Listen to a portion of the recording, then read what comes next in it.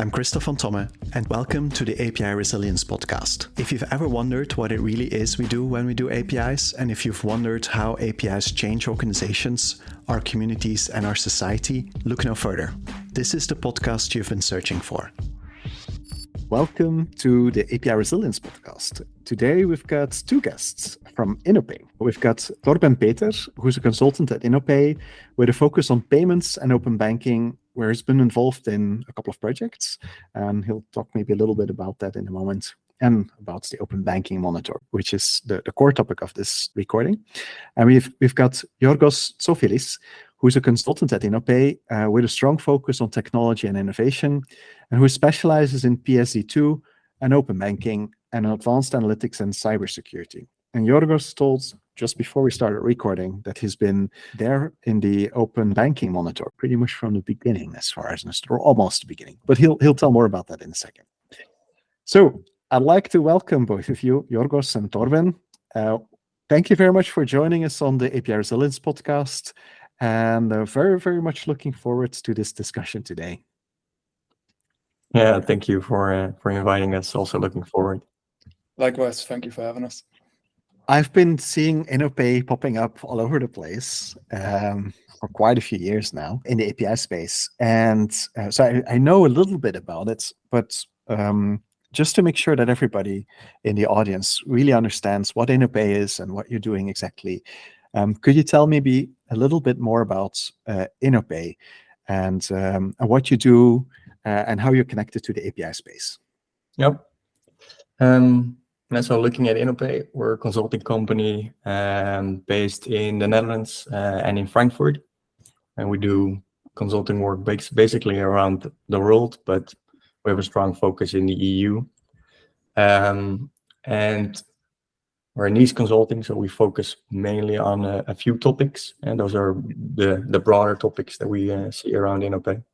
That is data sharing, and so the general sense of data sharing, digital identity, and payments. And in that, we also have open finance, and open finance really ties into this API world where we see at this moment a lot of stuff happening.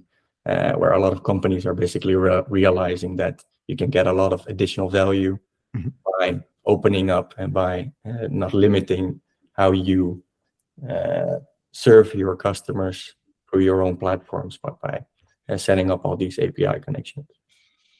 And how old is Innopay? So I think right now Innopay is about 20 years? 25, I think. Yeah.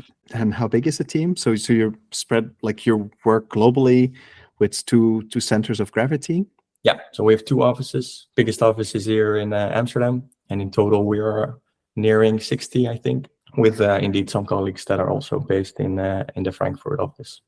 The main topic we want to talk about, where we wanted to invite you to have a conversation about, is the open banking monitor, because I've seen that for like a couple of years. I've seen that pop up. Can you tell maybe a little bit more about, like, what is that about, and why did you start it, and like maybe let's start there, and then also like how are you personally involved in the parameter so far? Yeah. And so the open banking monitor started about 5 years ago. Like at that time, you saw a lot of developments surrounding PSD2 and sort of the regulatory push for banks to open up and set up their APIs for a couple of services. And so there was this ramp up towards, at some point, everyone will have to do this by law, at least within the EU. But at the same time, we also saw a lot of banks that were already taking a bit of a front-running approach and had already fully functioning and live developer portals, going in some cases way beyond that regulatory scope, which was quite limited in terms of the APIs that you need to have. And so we saw this big difference also in terms of the features or the functionalities, or how broad these banks made these developer portals to distribute their APIs. Some banks took it really far, also involving a lot of the community in there. And you saw also a lot of portals that were quite limited or really basic and still sort of starting up and So because of that big difference in that landscape, and because of that push that was coming up from all these banks to at some point have this, we first started with the open banking monitor to create a bit of insight in this landscape and what you have, what these banks are offering, what type of APIs we saw out there, but also really looking at these developer portals. How easy is it to get started with the APIs? How easy is it to get to understand what they're for? I find it fascinating, like when I was looking at the report, and you figured out. Can you tell a little bit more about the methodology you used for making the report? You have like a metric about the breadth of the APIs, the scopes that are covered, and then so can you tell a little bit more about that? Looking at the matrix that you've probably seen, so that's the big image that you see with all the logos of all the banks that are plotted. And so we have two axes. We're measuring developer experience, and on the one side, we're measuring functional scope. And the developer experience really looks at three things. So it's the API documentation itself. It's what we call developer usability. So all the features and tools that are being offered on these developer portals to get started and to start experimenting. That could be your sandbox environment or just basic access to the developer portal and being able to register and manage your API keys, etc. And lastly, also the community development side of it. So how active are they in involving the community in all the things that they're doing? And it could be publications or events that they do, but sometimes you also see that they have API partnership programs to really involve and also create a sense of community around the APIs or the developments that they're pursuing. And so that's really focusing on that developer experience side. And then for the functional scope side, we're really looking at the APIs. And then we call it functional scope because you have all these ways of structuring your API. As for instance, I always take the example of an account information API. That could be retrieving your transaction history, but it can also be your IBAN. It can also be your balance. In some cases, banks split these up over different endpoints. And in some cases, they put them all together in one endpoint. For the functional scope part, we're really looking at the functionalities that are offered by all these banks to enable a specific feature or use case, such as being able to access your balance. So Thorben, you were doing all the legwork this year then in the research? Definitely not just me. There was a lot more people involved with that, but I think I must have looked at least 30 portals like myself. And so, yeah, in the beginning, it took me almost a day to just go through one portal. As I got more into it, the process, of course, also sped up a bit, but it can also really depend on the bank, right? So I believe the first one I looked at was a Turkish bank. There wasn't a lot of description or documentation. It was barely some sample code and some object types and example values. And so I was really originally struggling to even find out what I was looking at. But then as you get more into some of the better portals that are much more coherent and clear, it starts to make a bit more sense. It sounds a lot like what we organize the DevPortal Awards each year, and it sounds like a lot like that process. Is kind of like, so how are we going to evaluate this and setting up a methodology for that? I actually saw that we've also looked at it quite a lot, the Developer Portal Awards, but it's constantly trying to find a balance between measuring what you want and making it an objective way of measuring it. And so a lot of, especially when you start talking about experience, and it feels sort of subjective in a way. Yes. And I think that must be something that you also encounter a lot in this. In the developer portal or boards, yeah. I think our objective is slightly different because our objective is to inspire people and to advance the community and to like provide a benchmark opportunity for the developer portal teams like from whatever industry they come. So it's also harder to make it more objective. I really like what you guys are doing, because you can actually just compare a whole bunch of very similar organizations that have similar API needs and how they're approaching it. So it's super fascinating, I think. So I think that they're very, very complementary. I think there's a lot to learn from both researchers, because it's kind of like a research in the community. We do it with a set of third-party jurors that are not part of our company, so that we try to make it as objective as possible. And then for me, it's just hearing the jurors is part of the value, or just the stories that they're telling after going through the ordeal that you just described, Thorben. Just looking at all these portals and like, especially considering that there still really isn't a best practice design on a lot of these portals. Like, sure, you have the 3-column design that I think was pioneered by Stripe. Please correct me if I'm wrong. But other than that, there really isn't a standardized way of really presenting this. So a lot of banks take a different approach. It's materializing a bit more into best practices here and there, that most of them are taking the same approach or route, but everybody still has a bit of their own little spin on it at the end of the day. I think a lot of it depends very much if a bank is just seeing compliance with the regulatory requirements, or if they're really trying to do something innovative. Like if it's purely compliance, then you're just going to get a catalog and some very basic pages. If it's about true innovation, and like if it's really driven by the business, then that changes everything.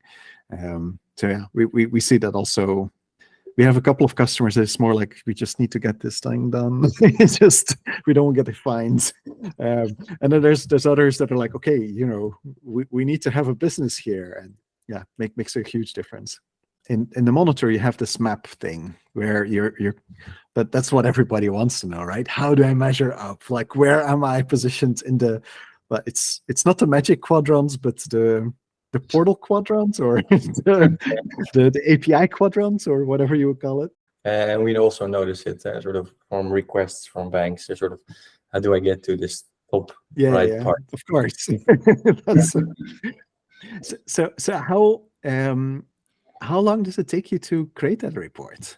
I think a lot of preparation goes into it. Every year or so, when we do the update, we try to take a look at the things that we learned over that year, looking at new features or new trends that we've identified based on the last analysis, or based on everything that we've heard throughout the year, and see if we can incorporate that into the way of measuring. And then when the actual measurement part starts, I think looking at the time perspective, it would take about 2 months, also dependent on how much people are available, how much of our colleagues are available to help out and to go through these portals.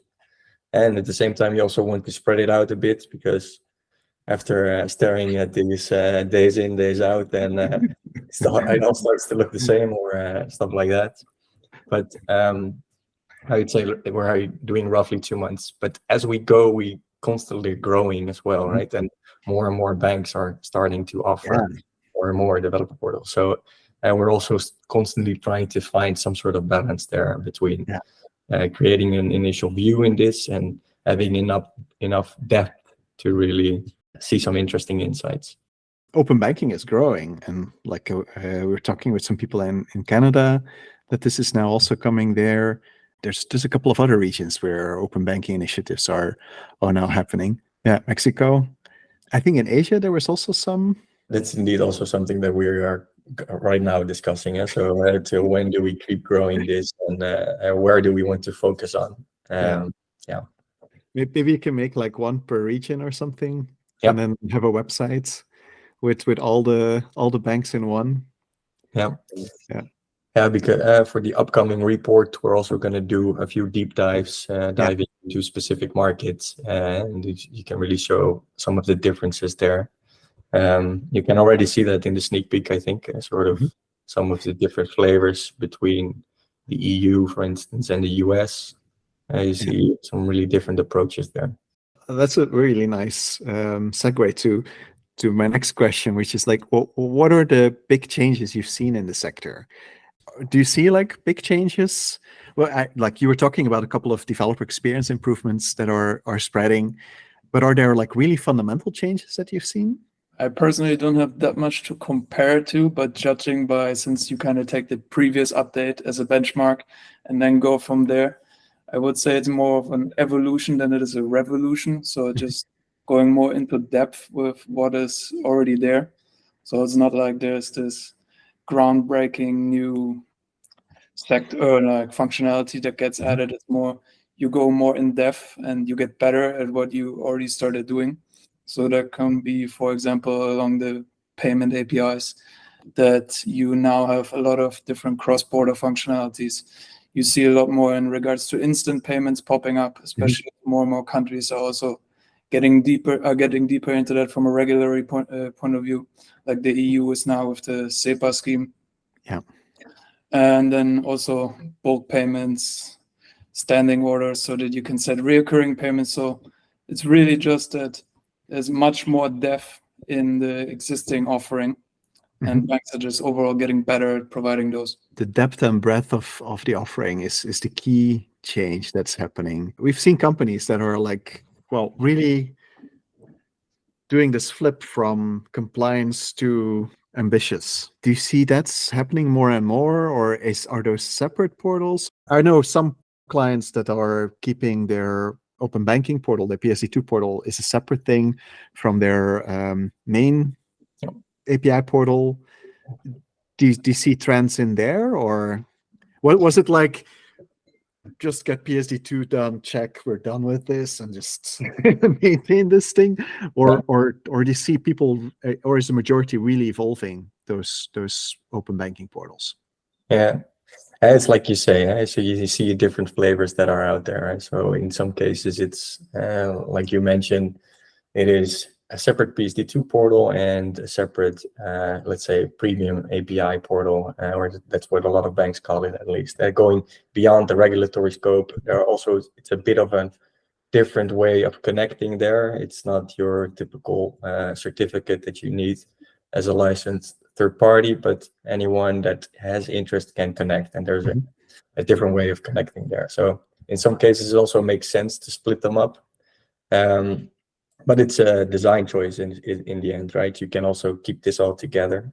It also really depends on the bank and how they are organized, and also where they are based. And sometimes you see portals for each separate country where they have operations, or for each business segment, so corporate versus retail versus SMEs. So really depending on the bank and their setup, and also their setup of their open finance or open banking team, you'll see how this is structured by looking at these developer portals. You also see that now, slowly but surely, some of these banks are starting to realize that they can grab this all together and are creating more of a marketplace view. Yeah. The marketplace was like a really big trend the last 2 years or something, which I personally feel a little bit mixed about. It's very easy to misunderstand it, I think, because a lot of business people that, or let's call them decision makers, that I've talked with that are responsible for these programs, you hear there's a clear driver of, we're going to make a lot of money by selling APIs here, kind of thing. And then there's this idea that they can sell other people's APIs on their marketplace, and that this is going to make like lots and lots of money, and it's going to be awesome. And then that normally does not materialize. What do you think about marketplaces? Yeah. It's funny. I never really thought, or I never really tied the concept of marketplace in the sense of that it's a place where you make money and have all the different goods and services that are being offered. But I saw it more as a way of connecting and having everything at the same display, so to say. Yes. And not having all your different windows, but having it all under the same hood. And yeah, but I think you could be right. So there could be a sense of that in there, definitely. I have seen this. So unless that is really countered, and senior management is explained that hold your horses. Like, okay, yes, we will have a business model for every single API on here, but don't expect this. This is not just a sales channel. You're not going to just repackage something and make lots and lots of money here. You have to really think it through and create API specific business models, because otherwise it's just not going to work. And you can't just take somebody else's API and put a margin on it and sell it to your audience. That definitely does not work, because it's the internet. People are not stupid. They'll go find a place where they don't have to pay the margin. I've often talked about flea markets where you could find whatever and everything, but it's just, there's no product thinking, not really. It's just an amalgamation of stuff. Yeah. That's definitely a big anti-pattern. But like the single place where you bring everything together, we're talking about it like developer hubs or developer centers, where and it's not even just APIs, it's also other types of documentation that you bring together.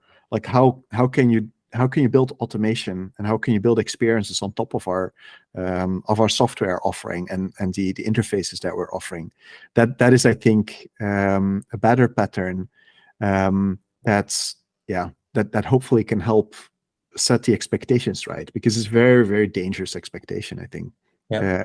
I've seen teams fail because their senior management had like very aggressive financial targets that they could not make because internal politics or whatever. That was, people were not cooperating, and then they were just sitting ducks. And I've heard stories like that in the community. Yeah, and I think you're right. Sort of naming the beast by the correct name might be an important one, especially to set those expectations. We also hear quite a lot of often at clients sort of the request, okay, so what's going to be the business model around this, and that's really trying to get to that. And the answer there is often, it really depends, and we have to wait and see, sort of. And at the same time, the whole market is growing and sort of navigating towards this idea that you have this whole API based solution. They're also feeling the pressure, right? So if you don't move, you're going to be sort of left behind. And in the end, everyone will need to have this, right? Just to keep serving your customers in a better way. Yeah.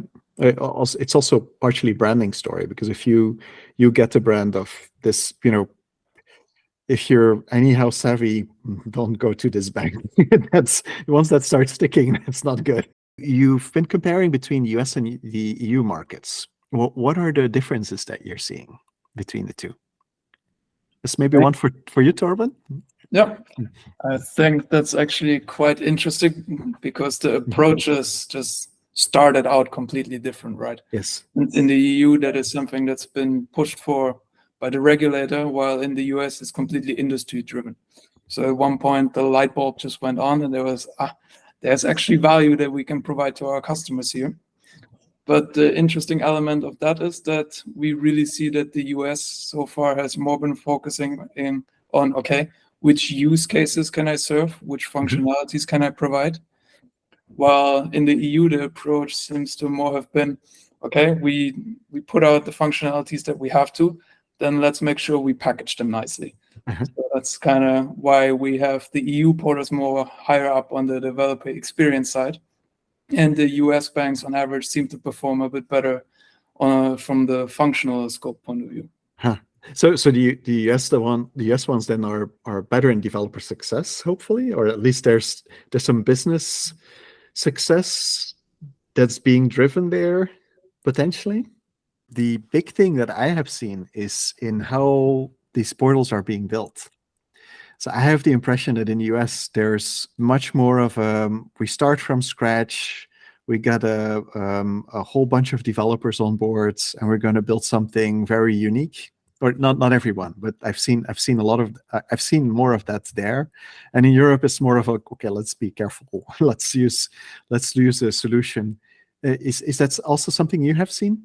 Or I don't know if you do you check the technologies that they're using for building the portals, or? Yeah, so not directly, but looking at the way that we've seen it for clients, I would say for the EU side, more using stuff that has been pre-built, or at least starting with that. Yeah. And then at some point you see some banks that realize, okay, we're running into a wall here, we have to recreate it ourselves, or we have to step over.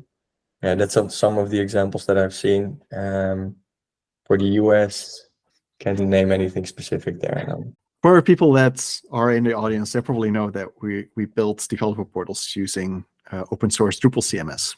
And what I normally recommend customers is don't go do fancy decoupled front end stuff like in day one.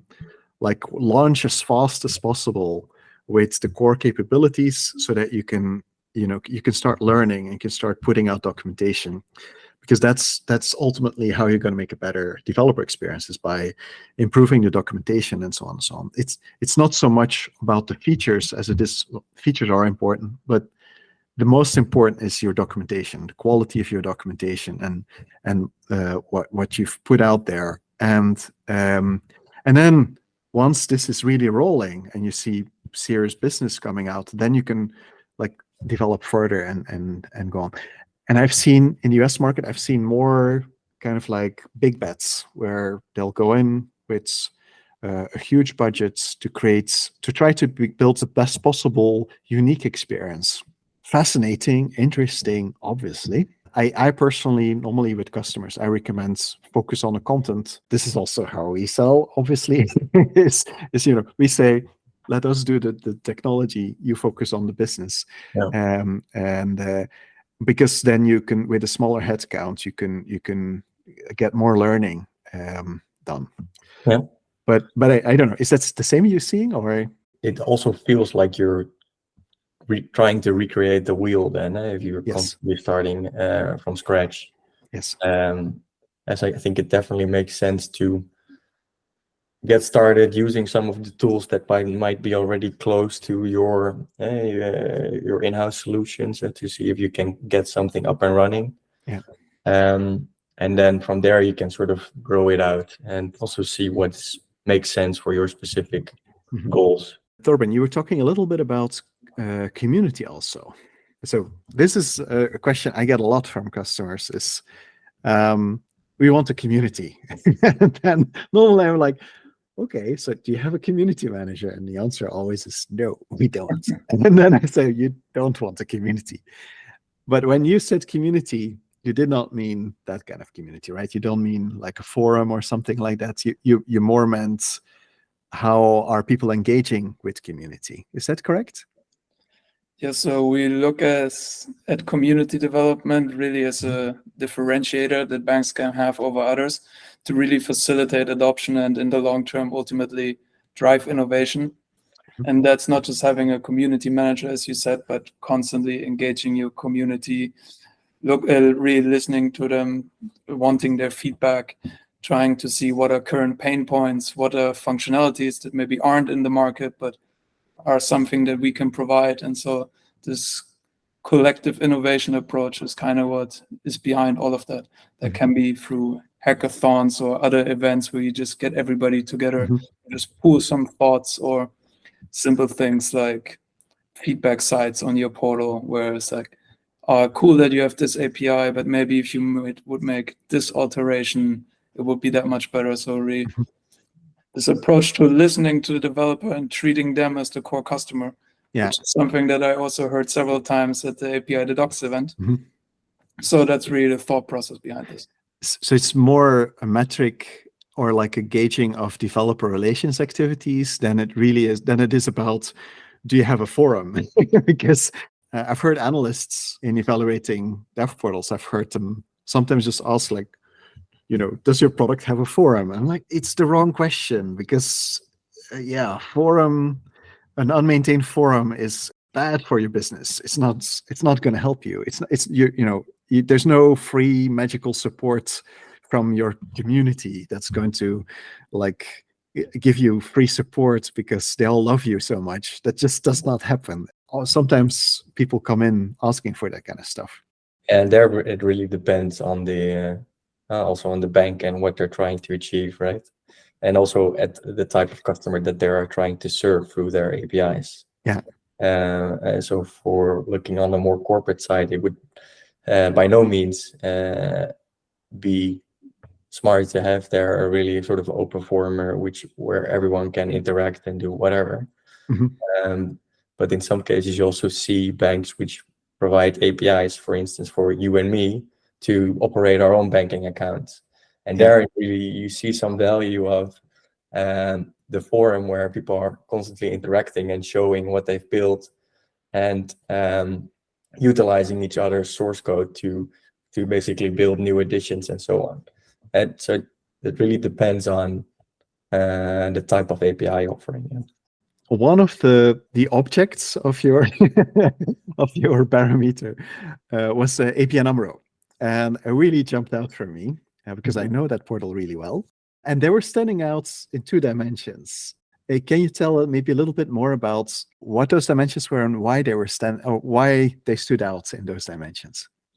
I believe we have them as the top-rated bank in both API documentation and in community development, what I just touched upon. And in documentation, it's really just getting the basics right. So providing the high-level descriptions for more business-minded people so that literally anybody who's maybe not a developer that goes on this can easily and readily understand, okay, what am I looking at here? Then it's providing use cases with APIs, like so somebody can see, okay, this is what I can build using this. Which data will I get if I call this API? What are certain error cases that I might encounter and how can I overcome them? And then it's also kind of striking the right balance between providing too much information and being just concise and to the point. In that sense, they really just kind of checked all the boxes, what we wanted to see or what we were looking for. So it's a really pleasant portal to browse and easily understandable, even for somebody like me who has a more business background rather than a tech background like Jorgo has. For me, the striking thing is like it feels like you're looking at a really beautiful painting or a beautiful plant somehow. It has the right level of complexity. I know how much work Koen and his team is doing to keeping it that way. So it's one of our awards that we're doing in DevPortal Awards is about interface portals. And it's this idea that you don't only have your APIs, your application programming interfaces on your portal, but you also have your other interfaces on your portal. And one example that I know that is doing this is KBC. They have both a business and a developer catalog. Do you already measure this kind of stuff? Because that's really expanding the capabilities, I think, of the things that they're offering on their developer portal. They're not APIs, like there are things like QR codes for starting a loan and stuff like that.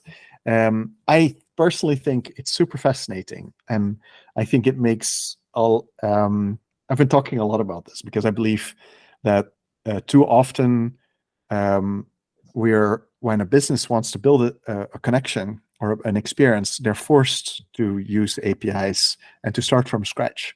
And that's offering capabilities that can be used kind of like low, no code solutions, like without further development, that is something really important that I think will grow in the future.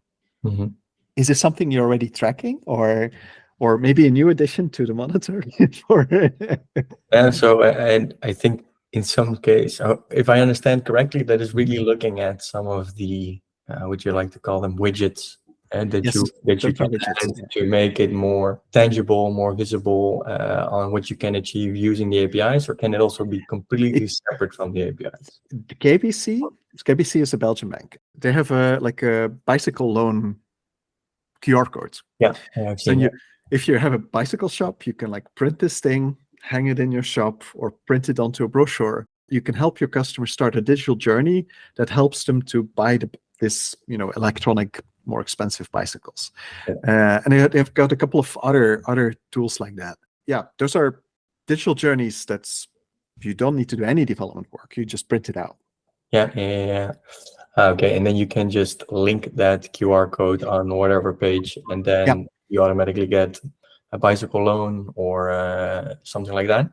It starts the journey, and I don't know exactly what data is already pre-programmed, but it basically starts a journey for getting a loan. Yeah, I find it super fascinating because it's when I gaze in my crystal ball about the future, I think that in the future we'll need to declare the interfaces that we have as organizations.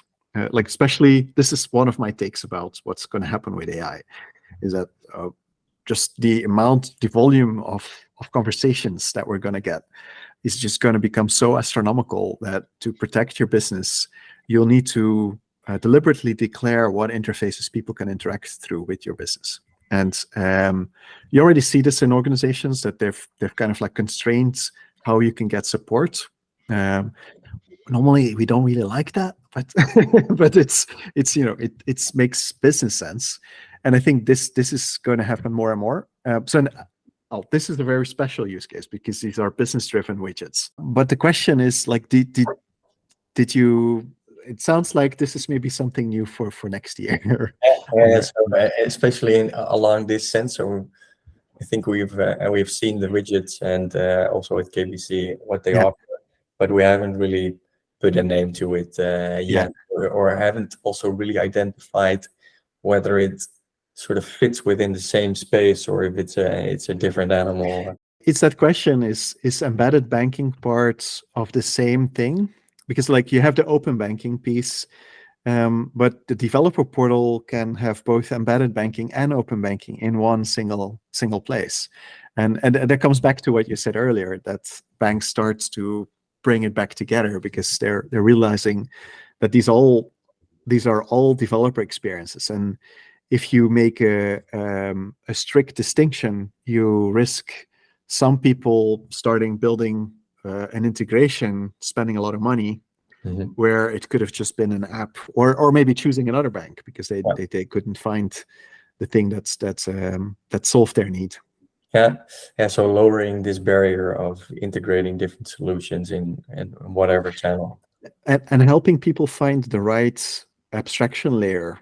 Like so you don't always need to build stuff from scratch. You might just use something that's already exists. So that's also looking at, for instance, the within the payment services, you often see these that you can just integrate the payment button on your website, and then exactly you don't have to do any further digging within the API specification or whatnot. And this is essential for small and medium-sized businesses. So if you're serving small companies, they don't always have development budgets. Yeah, it makes a lot of sense. How has this evolved in the past couple of years? So do you see really evolution, or I suspect that it's punctuated evolution, that you have like a lot of nothing and then whoop, and then a big change, and then again stable again. Is that what you're seeing, or you also see teams that are really progressively keep on pumping out innovation after innovation? Yeah, I think a bit of both. So doing basically the update once a year, you see in some cases that nothing has happened over the past year. Yeah. And in other cases, you get a lot of updates in this past year. But also throughout the year, as we track all these portals, we also quite frequently get publications on updated notes of their what they recently added to their developer portal. So through these newsletters or updates, you see that they're constantly trying to improve, and it's small incremental changes. But I would say that especially the majority of the banks that we're tracking, there you see sort of an incremental change, and then there are some which are rather static, I would say. What surprised you the most from all the portals that you've seen? Was there anything that you're like, oh, what's this? Or that you're like either smiling or that we're positively like surprised or excited or something? You're like, oh, this is really refreshing. Maybe to start, I think one of the things that I noticed at first in the beginning was that there was a lot of very big name players kind of absent in the whole landscape. Some of them actually are slowly waking up to the idea and are getting into it. So like BNP Paribas, somebody where I saw huge progress when I was looking through the portal, because we kind of indicate in our methodology when we change something for the better. Yeah. So you see a lot of the really established banks maybe weren't that much into this beyond the compliance point of view. Well, maybe a bit of more medium-sized players were really looking at this of a point of differentiation. I think that's the first real thing that I noticed when I was going through the whole landscape. I think there's also a lot happening behind the scenes. So I think that there's because what you're seeing, and we have the same problem with the dev portal awards, is that what you can see is the public available developer portal, but there might be a lot of APIs on the inside that just you don't get access to.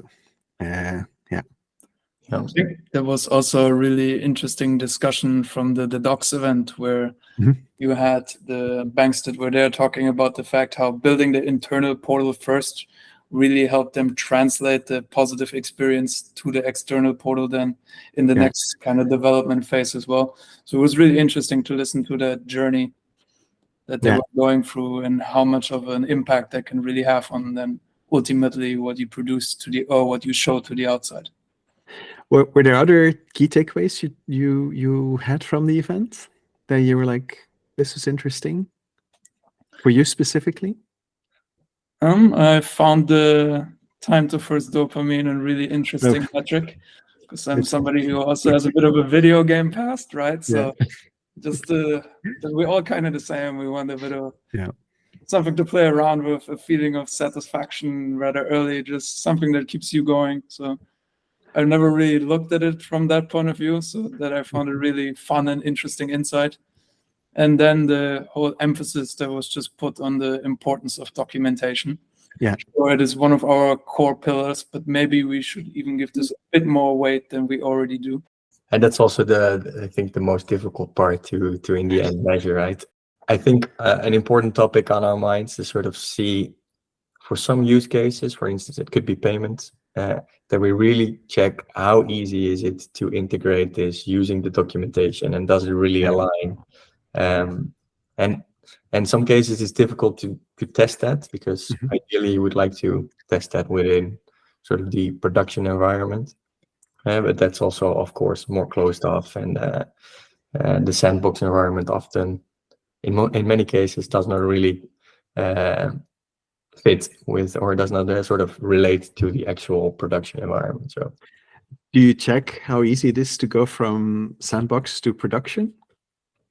No, so just looking at the steps that are listed, if they are listed. So we do measure how transparent they are with these about the process. The process, but the actual process also remains a mystery. Because that there's a whole bunch of bunnies there. That's one of the areas where there's a lot of complexity in organizations, where just dealing with the internals and how to get approval and stuff like that. That's And we do look at it for the clients that we do project work for. So it's always an important question. So how do we speed up this process? Because I think the reference is it often takes 3 months until really start, while it should be a matter of weeks, and in some cases it is, but that requires a lot of digitalization of the processes that are behind that.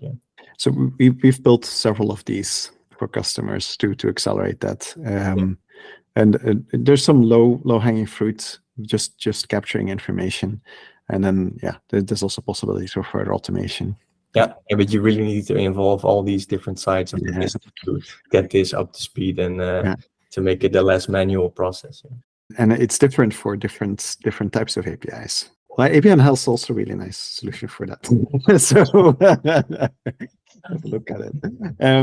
So PSD3 PSD3 is coming.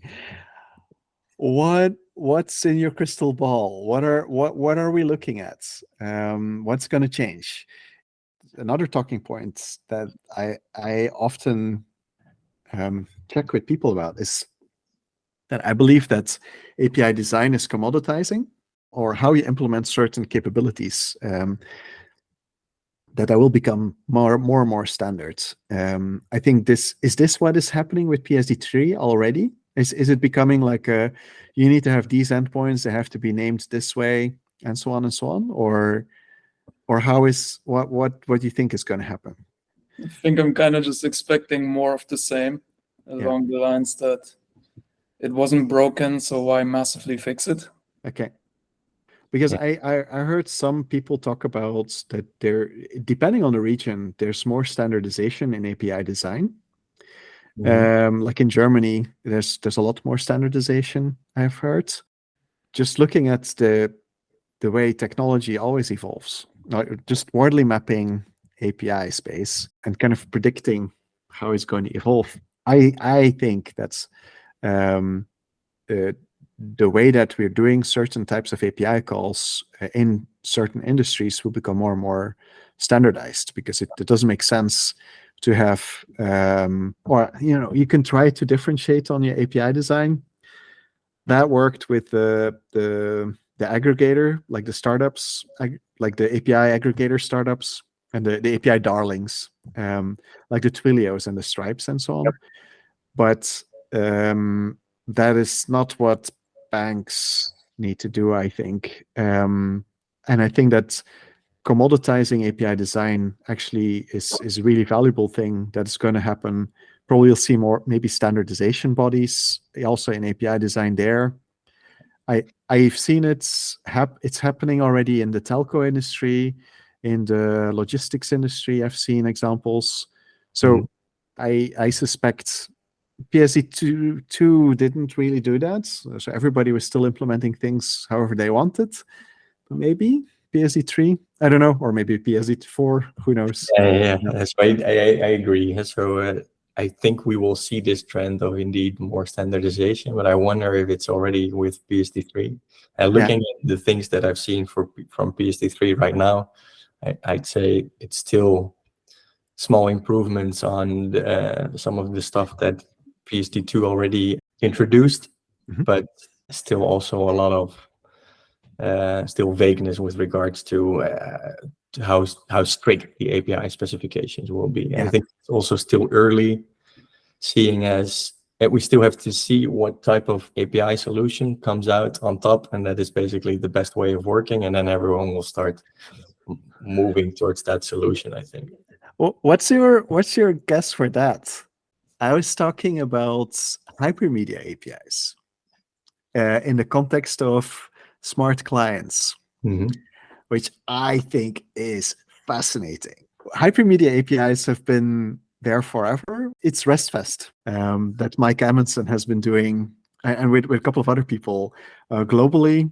And you have like 20 people, and everybody has to do a presentation. So I went there, like not being a developer, and I had to like do a presentation about I did one about documentation of it, so I was okay.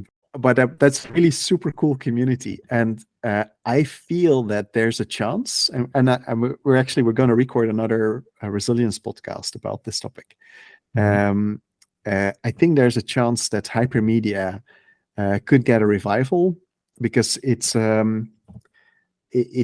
self-discoverable, because the documentation is in the API, and or the API is a documentation, or however you want to formulate it. And I think that in an AI context or a general artificial intelligence context, it could be very interesting, because you can just keep walking through the API as you're going, and you don't have to have the design up front. So I guess this is probably where it could fall in between, either lots and lots of like commoditization of API standards, and then hypermedia APIs to explore stuff. There are quite some solutions from banks that utilize this right already nowadays, but I think it remains to be seen if it will really transition towards this, and also really, again, depending on the use case or the type of client it's tailored to. Because in some cases we also see that it feels like we're navigating a bit backwards, moving towards again XML based messages that are wrapped within the API itself, and in some cases it really makes sense because it's just so easy to utilize the existing ISO standards, for instance. Well, I guess it depends on your use case, as you say. Like a GraphQL, if you're building a front end, If it's a backend for front-end, GraphQL can be very nice. But then, yeah, it may be the standardization. I think maybe the REST APIs could be very useful, and async APIs. I don't know about the XML APIs. Yeah, so an example there, especially within corporate banking, the transaction banking side, it's pretty standardized, some of these, the exchange of some of these messages. And so to avoid having all these different solutions out there, you see that some banks are sort of skipping that and saying, okay, we'll just send you the ISO message, but with the benefits of the API and the flexibility and the real timeness. And it's a small step towards this improvement, but it's one that's really convenient for a lot of the players in that environment. Because they don't have to do any new mapping or translation. They already know how to work with that file. It'll be interesting. It's definitely an exciting place to be. A lot of things changing all the time. Is there anything that stood out for you? Something that you're like, oh, this was an interesting insight. This is what I personally experience. It's like when I'm talking with people, suddenly I like get new ideas, and it kind of really helps advance my thinking about things. So I definitely like the thought of, okay, so are we going to see more of these interface portals like you? So if that's going to go even further to sort of more solutions that are pre-made or in a way easier to use depending on your use case. I think that's an interesting one. For you, Thorben? I think I like the whole discussion around standardization, if that's something that's really gonna materialize into something concrete, or if we're gonna have a couple of different flavors there and people are gonna stick to what they like and what they are comfortable with. I imagine different flavors also, but the actual design inside of it. So like, you know, there's one set of banking APIs and everybody uses the same API specification. It's just and then maybe you have different flavors of it. I think that's where it's going. Similar how telephony evolved. It was, you know, lots of one-on-one connections. This is what Zdeněk Nemek from Superface is also working on. It's like how do we standardize API design? What about you? Anything that stood out, Christoph? Oh, I think it's fascinating, the methodological, you know, going step by step through it, making this big data sets. Yeah, I like that approach, because it's choosing a small enough focus area where you can get enough data to make something meaningful from it. That's really interesting. The thing about community, how you define community, was very interesting, because I like that a lot, because it resonates with what I see that you should be doing. It's this thing. Too often, people have this, I'm going to buy a solution that's going to solve my problem approach, but it never works like that. A tool is just a tool that you have to use, and it's the usage of the tool that actually makes the success. And this social technical application and resonates very much with what we've learned. That's also a lot of the stuff you get, especially as a consultant. There's sort of we want this, and the obvious and always what do you need it for? Why? To really get to that problem basically that they're trying to solve. Yeah, exactly. Thank you very much. This was lovely, and we should do this again when the next update comes out and see like if there's something interesting, or would be great to stay in touch. And thank you very much for being our guests and for joining us on the podcast. Yeah, thanks for inviting us. It was fun. It's always nice to kind of get an outside-in perspective on something you kind of spend your day and night looking at. Thank you very much. That's it for this episode. This episode of the Resilience Podcast was brought to you by Pronovix. You can learn more about our company at pronovix.com. And thank you for listening. And until next week,